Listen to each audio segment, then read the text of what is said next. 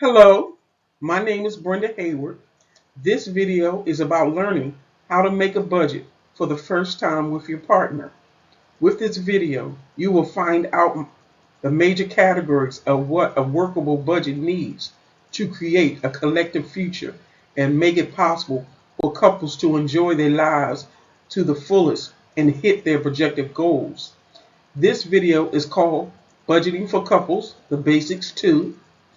This video will highlight additional information for your questions on what other information can be helpful and added to your need to know list.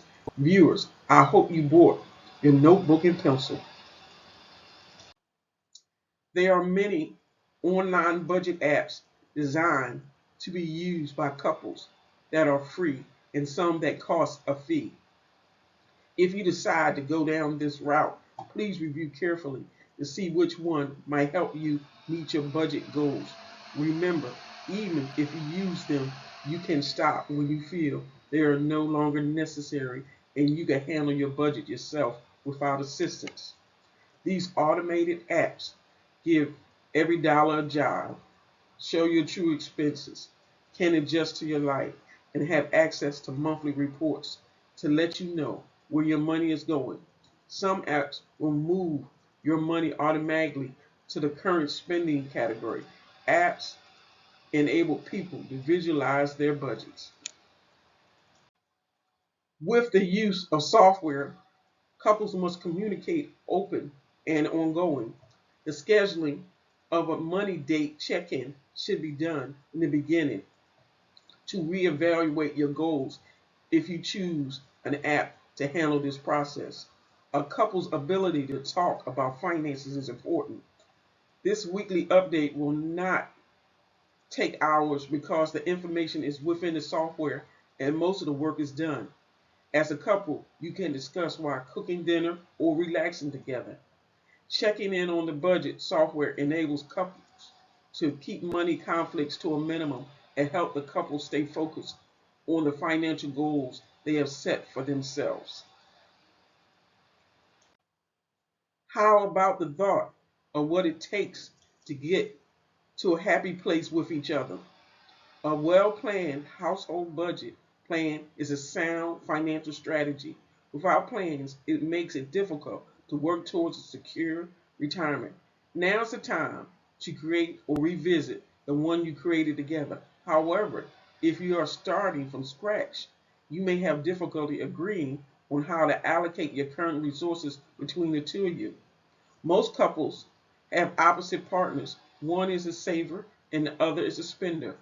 The agreement process will always be complicated because each person handles money differently and have their own history and priorities when it comes to spending. So it is important to put down what each other thinks individually and discuss those differences. Then, as a couple, create a financial plan while safeguarding the relationship. These suggestions may help. First, this may not start with a happy point for each partner because this was not talked about prior to the decision to become a couple. Good or bad, you need to find out what each partner thinks about money. Do not assume only what you have seen is what the partner believes. This will start with a misconception and problems will arise. Also, this is not the time to try to avoid the conversation and not add your thoughts to the conversation. Remember, there will be money habits you will not like about your partner, but still listen. The first meeting on money discussions might not go well. However, one or the other partner must be persistent until some or all of the questions get answered and talked about in order for the build a financial budget. There are many relationships that find the conversation on financial budgeting is not a subject that one or both of the partners want to discuss. So there may be time to seek advice from a third party or an unbiased individual such as a therapist, coach, or financial planner who is willing to sit down and mediate and is able to deal with conflict among partners. Partners may need space where they can discuss the feelings, or a place where the financial planner can draw out important information when the other partner is not volunteering any information. This may enable a couple to set a unified vision towards a set of goals. Some partners may find it easier to talk to a third party when it comes to budget planning and their vision of their financial health. It's time to really do the hard work, and that is gathering and writing down the financial figures that come into the home and how it is spent.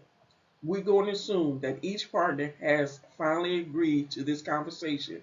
This means listing all sources of income, earnings, interest, dividends, annuities, Social Security benefits, pension, IRA distributions, fixed expenses, including rent, mortgage, utilities, insurance, car loans, credit card, and doctor bills.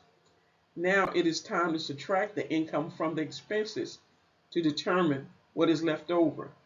The total is always the scariest because you may need to move to a cheaper place or find another job that pays more or get a set job to support your current bills. If your funds are left over, you must now begin tracking your flexible spending. Flexible spending includes money used for takeout, online shopping, travel, and subscriptions.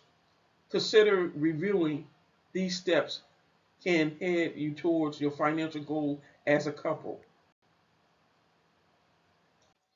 Yes, this money looks like it disappears quickly when there is one partner spending it all and the other partner is angry because they were unable to spend anything towards the things they like. Remember that each person is an individual with needs, interests, and priorities as well as goals. If you decided to get married later in life or the second time around, blended families, partners may find a light of the cash flow is being directed towards priorities that do not support the household or are unnecessary.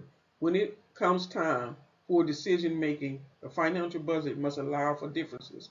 Some examples could be that one individual is into cars and the other may enjoy buying expensive clothes. Remember that you are a couple that needs to have fun together so that a long-term relationship will work. That means funds should be available for discretionary use within the financial budget.